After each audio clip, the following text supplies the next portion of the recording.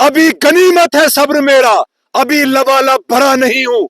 वो मुझको मुर्दा समझ रहे हैं, उनसे कह दो मैं मरा नहीं हूँ। भाई साहब, अगर कोई पार्टी आपको मैंडेट देगी लड़ने के लिए, क्या आप वहां से लड़ेंगे या इंडिपेंडेंट ही लड़ेंगे? पार्टियों को आजमा दिया। भद्रवाह के लोग पिछले 78 सालों से पॉलिटिकल पार्टियों को, राजनीतिक दलों को आजमा रहे भाई साहब, आप कहीं बैठोगे तो नहीं? हैं। जनाब रफायत साहब, सवाल ही पैदा नहीं होता है कि इस बार पीछे हटने का कोई सवाल नहीं है। मैं तो कोई क्या भी क्या हालात क्या को लोग आपको वोट देंगे? इंशाल्लाह जरूर देंगे।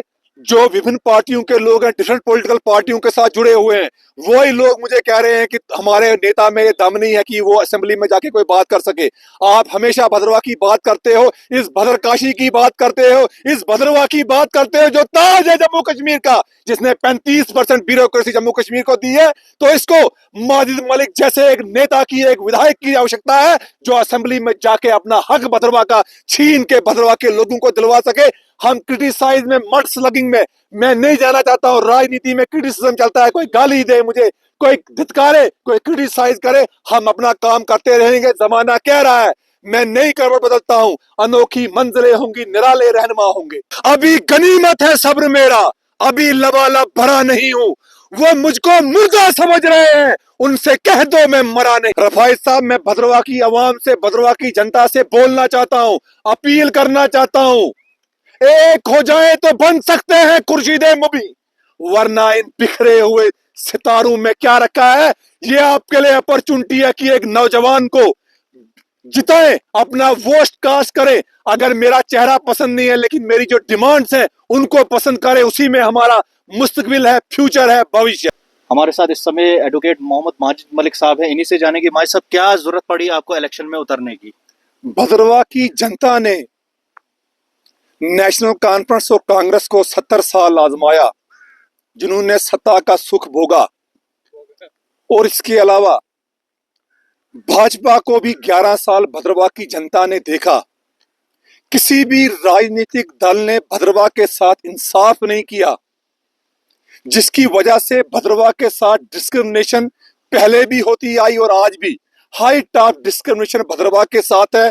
तमाम सरकारी इदारे एक साजिश के तहत भद्रवाह से उठाए गए 1947 के बाद, और आज तक वो उठाए जाते रहे। किसी भी लीडर ने उनको रोकने के लिए भद्रवाह के हक में बात कभी नहीं की, जिसका ये नतीजा है कि आज अगर विधानसभा के चुनाव, असेंबली के इंतखाबात जम्मू कश्मीर में हो रहे हैं और भद्रवाह में फर्स्ट फेज में होंगे, तो मैंने डिसाइड किया है कि एज ए इंडिपेंडेंट कैंडिडेट मैं भद्रवाह कॉन्स्टिट्यूंसी से मैदान में उतरूंगा, और ताकि भद्रवाह की नुमाइंदगी, जो बात हम इतने वर्षों से कहते आए as a student leader Bhadrawah campus में, कॉलेज का, फिर जम्मू यूनिवर्सिटी में, और एज ए एक्टिविस्ट हमेशा भद्रवाह की बात करता आया हूं। ये बात चाहूंगा कि ये बात मैं असेंबली में जाके करूं, ताकि भद्रवाह की नुमाइंदगी हो और भद्रवाह की जो जेन्युइन डिमांड्स हैं। आज पूरा भद्रवाह के लोग परेशान और मायूस हैं। अब ये नए लोग जो चुनाव लड़ना चाहते हैं, बेवकूफ भद्रवाह की जनता को समझते हैं। भद्रवाह की जनता बेवकूफ नहीं है भाई साहब। भद्रवाह की जनता को चाहिए कि मेरे जैसा नौजवान जो है उसको अपना वोट जो है कास्ट करें, ताकि हम भद्रवाह के लिए जो जिला की डिमांड है, जिसके लिए हमारे और आपके बुजुर्गों ने लड़ा है, विधानसभा में जाकर पहली आवाज बुलंद करें और वॉकआउट करें भद्रवाह डिस्ट्रिक्ट की डिमांड के लिए। आज इतना 78वां इंडिपेंडेंस डे हमने सेलिब्रेट किया। ऐसे हमारे नेता इस इलाके से रहे, कुछ मंत्री भी रहे, लेकिन पुलरा से लेके भद्रवाह तक वो ट्रांसमिशन लाइन और यहाँ पे ग्रिड सेशन का निर्माण नहीं कर सके। और आज भी जो ही थोड़ी सी बारिश हो जाती है और भद्रवाह की बिजली जो है वो चली जाती है, गुप्त अंधेरा यहाँ पे हो जाता है। भद्रवाह के हिस्सों को काटा गया और दूसरे इलाकों के साथ जोड़ा गया। भद्रवाह की न्यापते और भद्रवाह के पटार हल्के आज सब डिविजन, तहसीलें और ब्लॉक बन चुके हैं।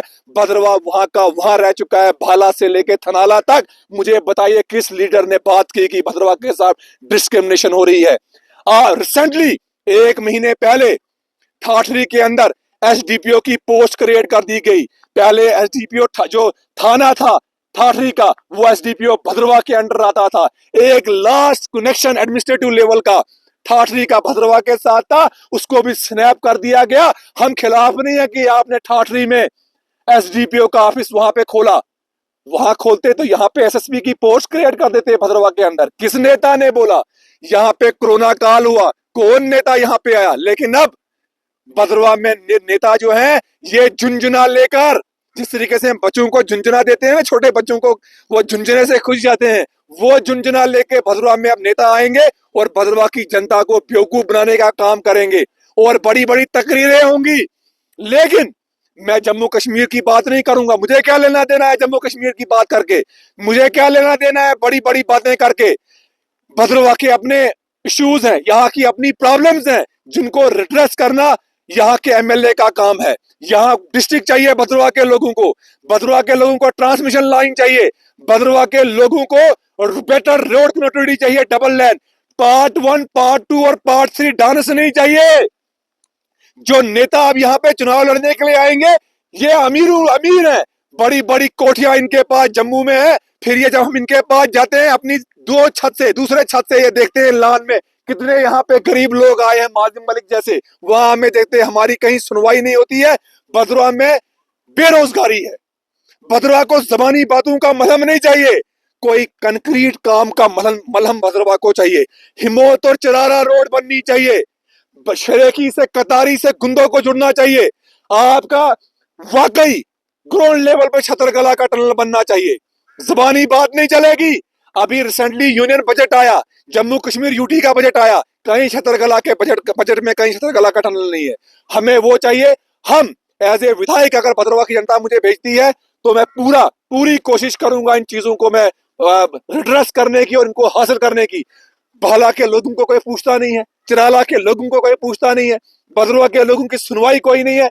हमारा मेरिट है और हम मेरिट की बुनियाद पे करते हैं कि भद्रवा में हाईकोर्ट की बेंच होनी चाहिए। मेरा जो मैनिफेस्टो होगा वो भद्रवा की लोकल प्रॉब्लम्स, भद्रवा की भाला की लोकल प्रॉब्लम्स और उनकी डिमांड्स को लेके होगा। टूरिज्म सेक्टर हमारा सारा कोलैप्स हो चुका है। ये आजमाए हुए लोग हैं जो आज चुनाव दोबारा लड़ने के लिए यहाँ पे आएंगे, विभिन्न पार्टियों के लोग, जिनको मैं क्रिटिसाइज नहीं करने जाता हूँ। वो हमारे बड़े हैं, वो हमारे बुजुर्ग हैं, मुझे उनकी दुआ और उनका आशीर्वाद चाहिए। अब समय आ गया है कि वो युवाओं के साथ चले, हमें नेतृत्व करने दे, हम भद्रवा का नेतृत्व करेंगे और विधानसभा में प्रचंड बहुमत के साथ भद्रवा की जनता हमें विधानसभा में पहुंचाए, ताकि हम भद्रवा की बात वहां पे करें जो बात 70 साल में भद्रवा के किसी नेता ने वहां पे नहीं की है, वो बात मैं करूंगा। जिस तरीके से चुन्नी लाल कोतवाल ने भद्रवा की डेवलपमेंट की थी, जो मोहल्ला खखल के रहने वाले थे और पहले एमएलए थे, उस तरह से बात मैं विधानसभा में करूंगा।